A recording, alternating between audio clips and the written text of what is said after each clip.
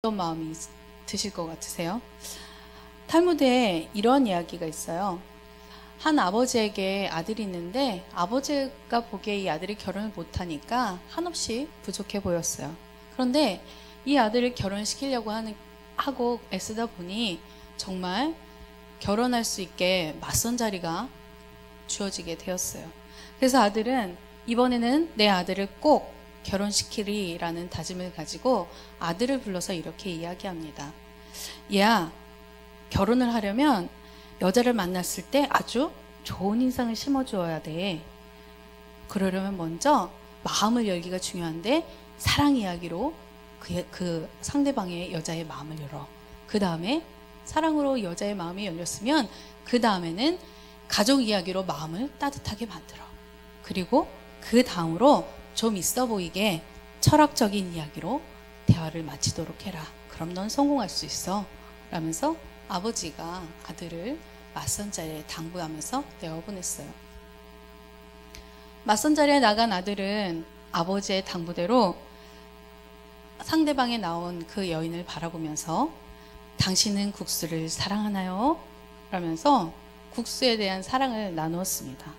그러자 여자는 제가 국수를 사랑하지 않을 이유가 있나요? 라고 또 대답을 합니다. 그러자 아들은 되었어 라는 마음으로 당신에겐 오빠가 있나요? 라고 또 질문해요. 그러자 그 상대방의 여인은 저에겐 오빠가 없어요 라고 그냥 가볍게 대답해 줍니다. 그러자 아들은 마지막은 철학 이야기겠지? 라고는 생각하고 당신에게 만일 오빠가 있다면 국수를 사랑하였을까요? 너무나 얼토당토하는 질문을 하는 거예요. 그러자 이 여인은 너무나 엉뚱한 질문만 하는 남자에게 실망해서 그 자리를 뜨고 말았습니다. 이 이야기가 우리에게 해주고자 하는 말은 사람이 배운 지식으로만 사는 것이 아니라 지혜로 살아야 된다라는 것을 교훈해주고 있는 것입니다. 반대로 말하면 성도는 세상의 지식으로 사는 것이 아니라 하나님께서 주신 지혜로 살아가야 된다라는 것을 우리에게 말씀해주고 있는 것입니다. 야고보서 1장 5절에 이렇게 말씀합니다. 너희 중에 누구든지 지혜가 부족하거든 모든 사람에게 후히 주시고 꾸짖지 아니하시는 하나님께 구하라. 그리하면 주시리라 라고 말씀하고 있습니다. 이 말씀처럼 지혜는 하나님으로부터 오는 것입니다. 사랑하는 성도 여러분, 지혜는 하나님으로부터 오는 것임을 기억하고 자신의 지식을 의지하는 것이 아니라 하나님의 능력을 의지하고 하나님께서 주시는 지혜로 이 땅에서의 삶이 복된 삶이 되시길, 지혜로운 삶이 되시기를 예수 그리스도의 이름으로 축원합니다. 바울 사도는요, 오늘 본문 15절을 통하여서 이렇게 말씀합니다. 너희가 어떻게 행할 것을 자세히 주의하여 지혜 없는 자같이 말고 오직 지혜 있는 자같이 하여 라고 말씀하고 있습니다. 왜냐하면 성도는 하나님의 자녀이기 때문에 하나님께서 새롭게 특별하게 주어진 시간을 그러한 삶을 어떻게 살아가야 되는지 자신이 잘 사용할 수 있도록 주의 깊게 순간순간 살펴보아야 한다는 것을 의미하는 내용입니다. 또한 바울은 그리스도인으로서 지혜로운 삶을 살아가려면 굉장히 지혜로운 삶을 살기 위해서 노력해야 된다고 이야기하고 또 그리스도인으로서 지혜로운 삶이 어떤 삶인지 알려주기 위해서 지혜 있는 자와 지혜 없는 자로 비교하면서 이야기를 해줍니다. 지혜 없는 자는 어떤 사람이나 자기가 추구하는 최고의 선을 하나님을 떠나서 세상 속에서 찾으려는 자가 바로 지혜 없는 자입니다. 반대로 지혜 있는 자는 어떤 사람인가? 여호와를 경외하는 사람입니다. 잠언 1장 7절에 이렇게 말씀해요. 여호와를 경외하는 것이 지식의 근본이오늘 미련한 자는 지혜와 훈계를 멸시하느니라 라고 말씀합니다. 바울은 골로새 교회에 보내는 편지를 통하여서 이렇게 이야기합니다. 그리스도 안에 모든 지혜와 보화가 감춰져 있다라고 말입니다. 그만큼 지혜는 인간의 것이 아닌 하나님의 것으로서 하나님께서 우리에게 내려주신다는 것을 의미하는 것입니다. 바울이 말하는 이 지혜로운 삶을 살려면 어떻게 해야 될까요? 하나님께서 주신 지혜로 살아간다는 것은 무엇일까요? 그것을 함께 구체적으로 나누고 은혜 받고자 지혜로운 삶을 살려면 이라는 제목을 가지고 함께 말씀을 나누고자 합니다. 지혜로운 삶을 살려면 첫 번째는 세월을 아끼라 라고 말씀하고 있어요. 16절 말씀에 보면 세월을 아끼라 때가 악하니라 라고 말씀하고 있습니다. 이것은 선을 행하는 삶을 살라 말씀하고 있는 것입니다. 선을 행하는 삶이란 무엇일까요? 하나님께서 예수 그리스도를 통하여서 우리에게 보여주신 특별한 시간을 예수 그리스도의 사랑을 실천하는 삶, 이웃 사랑을 실천하는데 온전히 쓰이는 삶을 살아라 라고 말씀하고 있는 것입니다. 사랑하는 성도 여러분, 지혜로운 삶을 살려면 선을 행하는 삶을 기억하시고 우리의 삶이 그리스도의 사랑을 실천함으로 말미암아 교회의 덕을 세우고 하나님께 영광을 덮이는 귀한 축복의 삶이 되기를 예수 그리스도의 이름으로 축원합니다. 오늘 본문에서 세월을 아끼라로 사용된 헬라어 카이오스는 하나님의 계획 속에서 작정되어진 특별한 시간을 아끼라라고 말씀하고 있는 내용인데요. 공동 번역본문에 보면 이렇게 되어 있어요. 여러분에게 주어진 기회를 잘 살리십시오.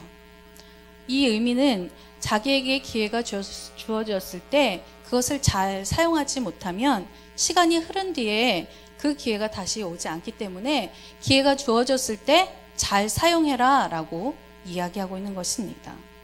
또한 오늘 본문에서 아끼라로 번역된 엑사로 갈조메노이는 사들이다, 속량하다 라는 의미를 가지고 있는데요. 이것은 세월을 사서 속량한다 라는 의미를 가지고 있습니다. 이것은 자기에게 주어진 기회나 시간을 자기의 것으로 만들어서 아주 잘 활용해야 된다라는 것을 의미하는 것입니다.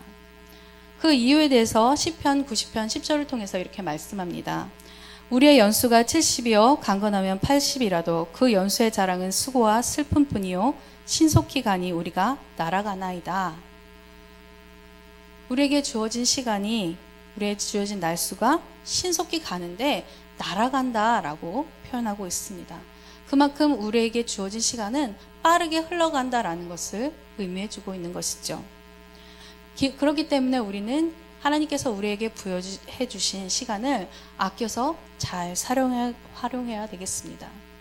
우리가 그 하나님께서 우리에게 주신 기회를 잘 활용해야 하는 이유는 지금 우리가 살아가는 이 세상에서의 삶들이 하나님과는 무관한 세상이면서 하나님을 인식하지도 아니하고 오직 자신의 욕망대로 살아가는 악한 세상 속에서 우리가 그리스도인으로 살아가고 있기 때문입니다.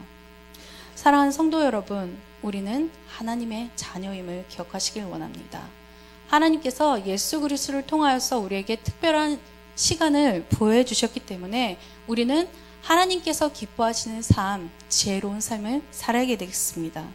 그러기 위해선 우리는 하나님께서 특별히 보여해 주신 시간을 예수 그리스도의 마음으로 예수 그리스도의 사랑을 실천하는 선을 행하는 삶을 살아야겠습니다.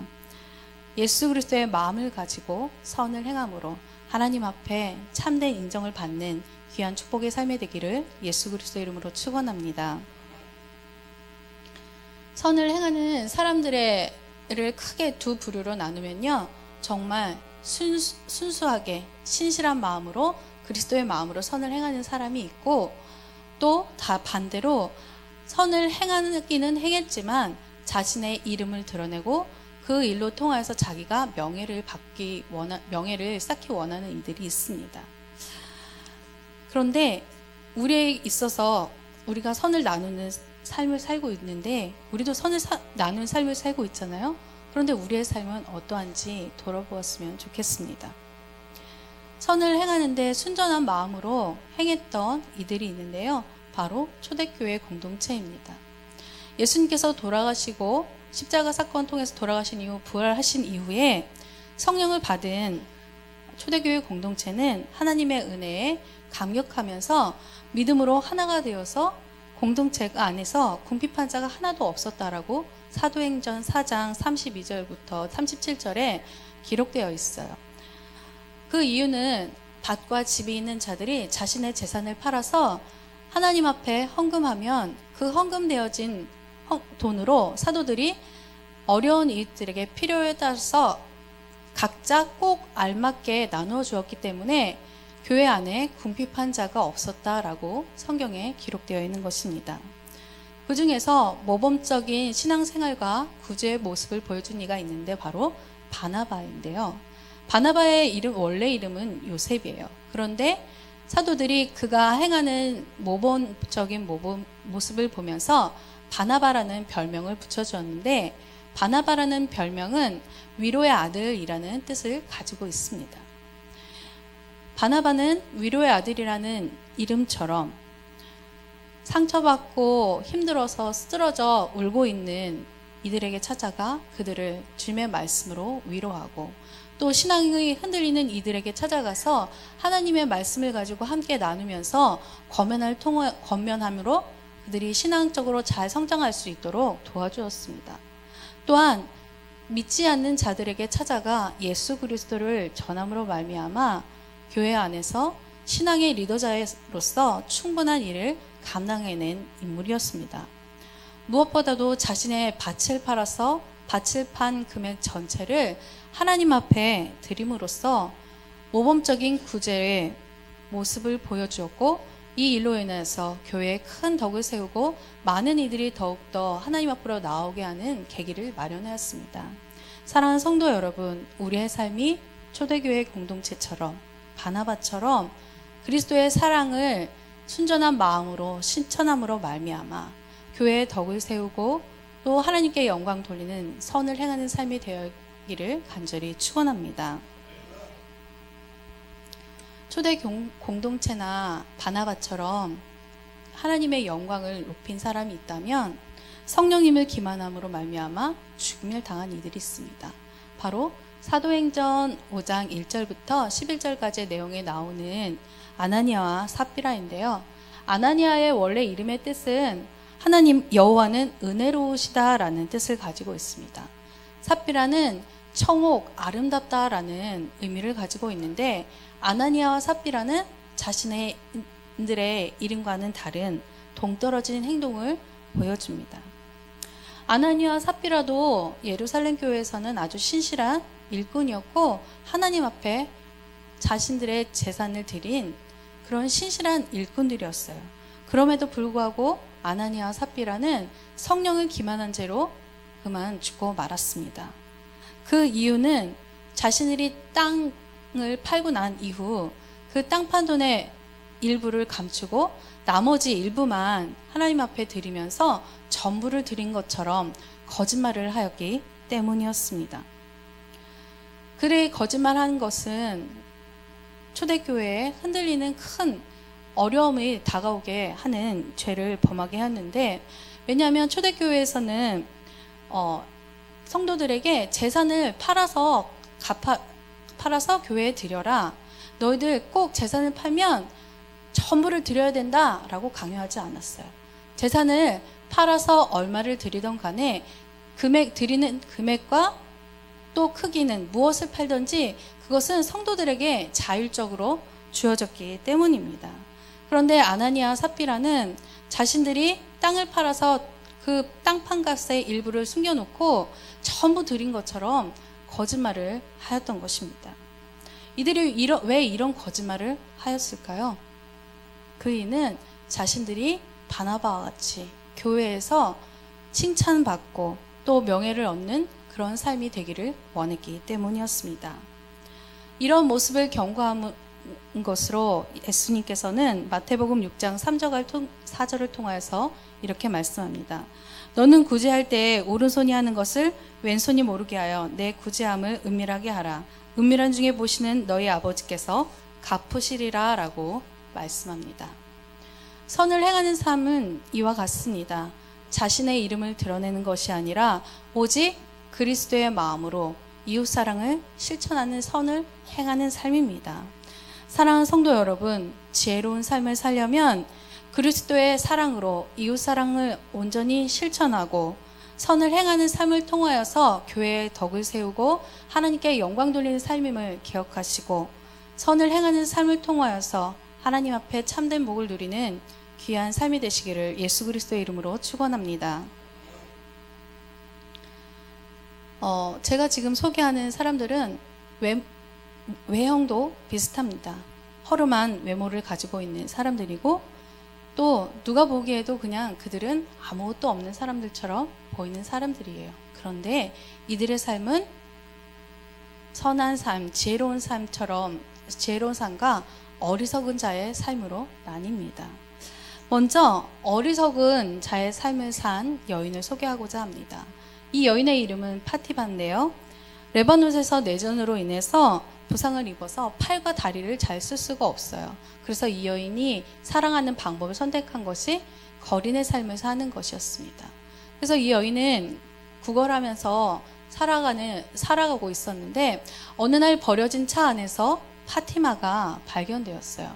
경찰은 깜짝 놀라서 이 여인이 왜 죽었나 하고 확인을 하던 중에 그 여인 시신 옆에 362만 원, 우리나라 돈으로 362만 원이란 돈이 담겨져 있는 비닐을 발견하게 됩니다.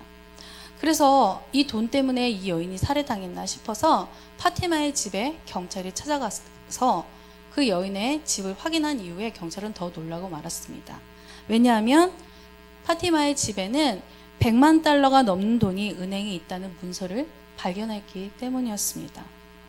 파티마는 구걸에서 모아놓은 돈을 전부 은행에 넣어놓았던 거예요.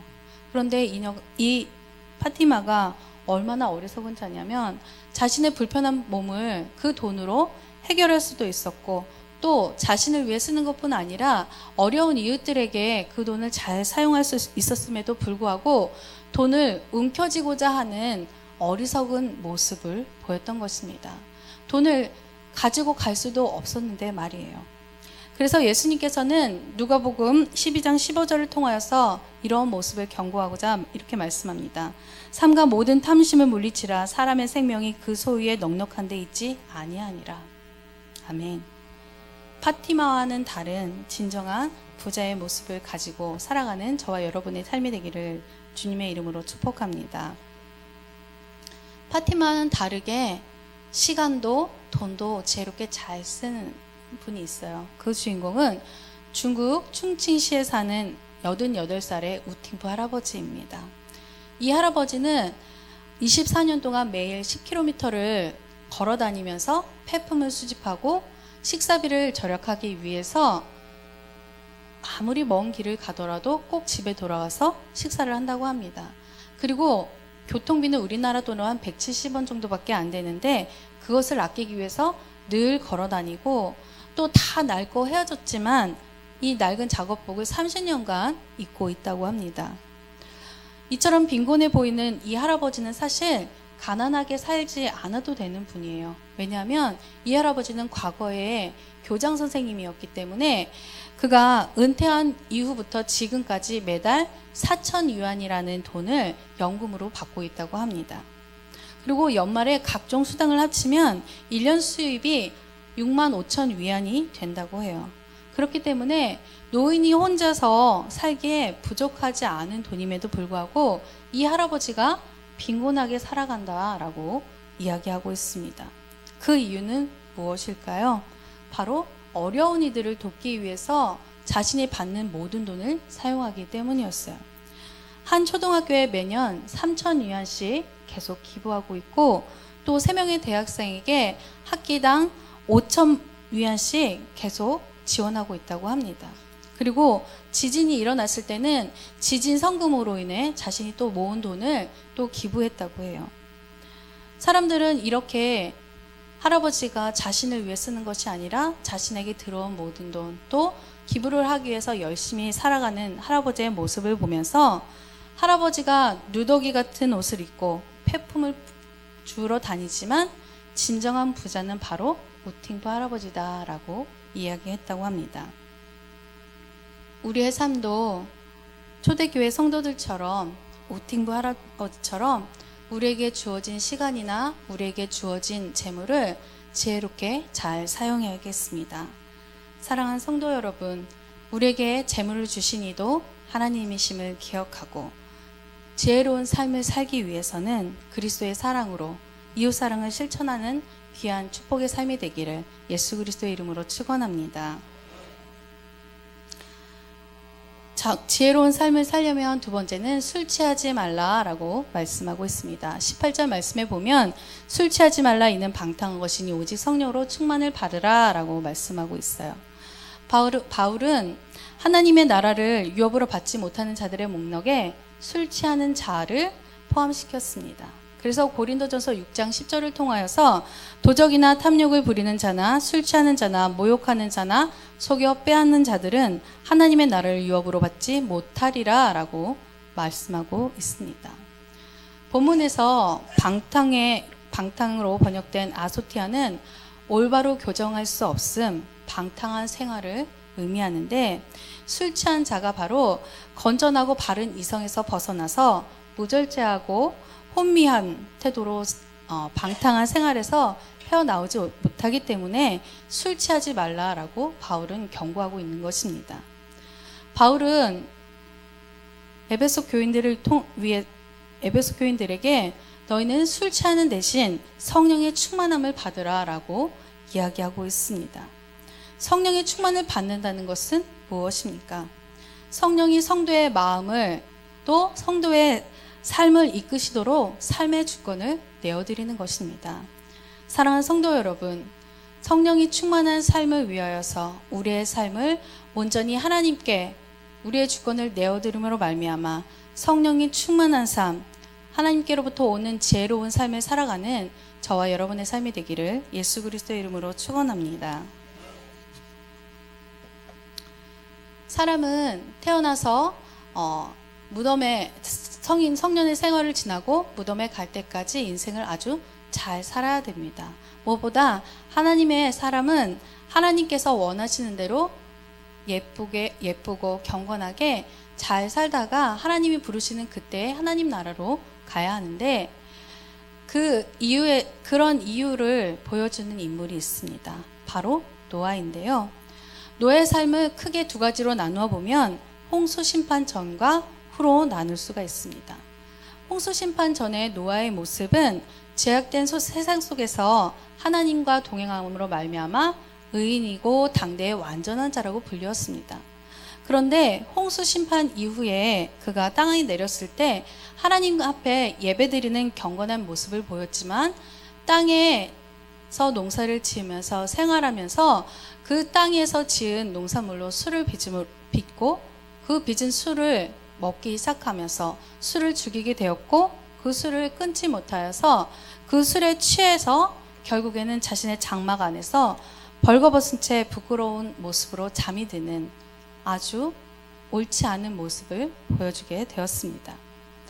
노아가 한 이 실수는요, 자신의 아들 함이 자신의 모습을 보고 죄악을 저지르는 또한 더 큰 실수를 범하게 됩니다.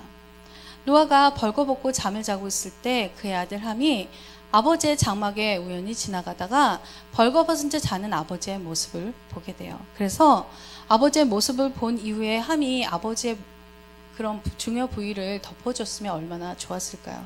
그런데 함은 그렇게 하지 아니하고 형제들에게 가서 이렇게 이야기합니다. 야, 내가 지금 뭘 봤는지 알아? 아버지가 벌거벗은 채로 지금 장막에서 주무시고 계셔. 야, 근데 내가 그거 봤지 뭐야? 아유, 아버지도 참 다 늙으셔서 노망인가 봐. 라면서 아버지 노아의 약점을 형제들에게 말하는 죄악을 범하게 하였습니다. 술에서 깬 노아는 이 모든 일을 알게 되었는데 이 모든 일을 알게 되었을 때 하나님, 제가 이러한 실수를 저질렀습니다. 술 취하지 않게 하나님, 제가 똑바로 살겠습니다. 라고 회개했다면 얼마나 좋았을까요? 노아는 그렇게 하지 않고 오히려 자신의 치부를 드러낸 함에게 화를 내면서 함의 아들이었던 가나안을 저주하는 또한 죄를 범하고 맙니다. 노아의 삶은 홍수 전 위대한 삶의 모습에서 홍수 이후에는 단지 있었다라고 그가 존재했다는 사실 외에는 그가 의미 있는 삶을 살은 것에 대해서 기록하고 있지 않습니다. 하나님께서 노아의 실수를 왜 이렇게 성경에 기록하고 계실까요? 그 이유는 우리에게 너희의 자신의 연약함을 깨달아서 나와 함께 하도록 늘 성령이 충만한 삶을 살아라 라고 말씀하고 있는 것입니다. 사랑하는 성도 여러분, 노아의 실수를 교훈 삼아서 성령이 충만한 삶을 위해 매일 기도하고 하나님과 교제함으로 말미암아 하나님께 끝까지 쓰임받는 지혜로운 삶의 주인공이 되기를 예수 그리스도의 이름으로 축원합니다. 미국의 무디교회 목사였던 루벤 아처 토레이 목사님은 매일 아침 이렇게 기도했다고 합니다. 하나님, 오늘도 나를 성령 충만하게 도와주십시오. 성령 충만 없이 하루 길을 걷는 것이 무섭습니다. 라고 기도했다고 해요. 그리고 그는 이렇게 고백했다고 합니다. 나는 성령이 충만하다고 느껴지지 않을 때 말을 조심한다. 내가 하는 말이 종종 실언일 수가 있기 때문이다. 성령이 충만하다고 느껴지지 않을 때 나는 중요한 결정을 유보한다. 내 결정이 잘못될 수가 있고 믿지 않는 사람들과 마찬가지로 이기적인 결정을 할 수 있기 때문이다. 나는 목이 타도록 사모한다. 목마른 사슴처럼 사모한다. 성령이 충만한 삶이 되기를 사모한다. 토레이 목사님이 매일 아침 이렇게 성령 충만을 사모하였던 것처럼 우리의 삶이 성령 충만을 사모한 삶이 되어야겠습니다. 사랑하는 성도 여러분, 지혜로운 삶을 살려면 성령이 충만한 삶임을 기억하시고 늘 성령님께 이끌려 인도함 받는 복된 삶이 되기를 예수 그리스도의 이름으로 축원합니다. 지혜로운 삶을 살려면 세 번째는 항상 하나님께 감사하라 라고 말씀하고 있습니다. 본문 20절 말씀에 보면 범사에 우리 주 예수 그리스도의 이름으로 항상 아버지 하나님께 감사하며 라고 말씀하고 있는데요. 감사함으로 번역된 유카리스테오는 은혜를 말하다 라는 뜻입니다. 하나님의 은혜를 체험하고 사는 사람들은 하나님께 감사하는 생활을 할 수 있다라는 것을 본문을 통하여서 말씀해주고 있는 것입니다. 본문에서 항상과 범사가 뜻하는 것은 언제나 감사하며 어떠한 상황 속에 내가 놓여 있을지라도 감사해야 된다라는 것을 우리에게 말씀해주고 있는 것인데요. 우리가 하나님 앞에 어떠한 상황 속에서도 감사하는데 어떻게 감사해야 될까요? 바울은 본문을 통하여서 이렇게 말씀합니다. 우리 주 예수 그리스도의 이름으로. 우리가 주기도문을 할 때나 어떤 기도를 할 때 마칠 때 이렇게 기도하잖아요. 예수님의 이름으로 기도드립니다. 이렇게요. 이처럼 성도는 예수 그리스도의 이름을 통하여서 하나님께 감사하는 존재입니다. 또한 모든 영적 축복이 그리스도 안에서 그리스도를 통하여서 오기 때문에 우리는 늘 예수 그리스도 안에 거하며 그 말씀대로 살아감으로 말미암아 하나님 앞에 감사하는 삶을 살아야 됩니다. 사랑하는 성도 여러분, 지혜로운 삶을 산다는 것은 하나님 앞에 어떠한 상황 속에서도 늘 감사하는 삶임을 기억하시고 하나님 앞에 참된 감사를 통하여서 하나님께서 준비하신 참된 축복을 누리는 귀한 삶의 주인공들 되시기를 예수 그리스도의 이름으로 축원합니다. 여기에 계신 분들도 많이 그런 경험이 있으시겠지만 어려운 일이 왔을 때 하나님 앞에 감사하는 거 정말 어려운 일인 것 같아요. 마음이 찢어지게 아플 때도 있고 정말 미워하는 사람이 있을 때도 있는데 그런 상황 속에서 감사하는 게 얼마나 어려운 일인지 모릅니다. 그런데 이러한 상황보다도 더 큰 상황 속에서 감사한 인물이 있는데 바로 하박국 선지자예요. 하박국 선지자는 남유다 요시야 왕 말기와 여호야김 초기에 활동했던 선지자인데 어느 날 하나님 앞에 기도했을 때 하나님께서 이 하박국 선지자에게 하나님의 백성 이스라엘을 바벨론에 의해 멸망시키겠다라는 계시를 받게 됩니다. 이 하나님의 계시를 받은 이후에 하박국 선지자는 자신의 상황에 대해서 이렇게 하박국 3장 16절을 통해서 이렇게 고백합니다. 내가 들었으므로 내 창자가 흔들렸고 그 목소리로 말미암아 내 입술이 떨렸도다. 저라면 만약에 하나님께서 이런 계시를 주셨다면 하나님 저보고 하나님의 말씀을 대언하는 선지자를 세워놓고 어떻게 저보고 하나님의 백성에게 가가지고 너희를 멸망시키겠다고 말씀하셨다라고 어떻게 전하겠어요? 하나님 전 못 전해요. 하나님 그러지 마시고 그냥 살려주세요 라고 이야기할 것 같아요. 그런데 하박국 선지자는 하나님께서 이스라엘을 멸망시키시겠다라고 계시를 받았음에도 불구하고 하나님 앞에 살려달라 아우성치기보다는 하박국 3장 17절과 18절을 통해서 이렇게 고백합니다. 우리 함께 읽어보겠습니다. 비록 무화과 나무가 무성하지 못하며 포도나무에 열매가 없으며 감람나무에 소출이 없으며 밭에 먹을 것이 없으며 우리의 양이 없으며 외양간에 소가 없을지라도 나는 여호와로 말미암아 즐거워하며 나의 구원의 하나님으로 말미암아 기뻐하리로다. 아멘.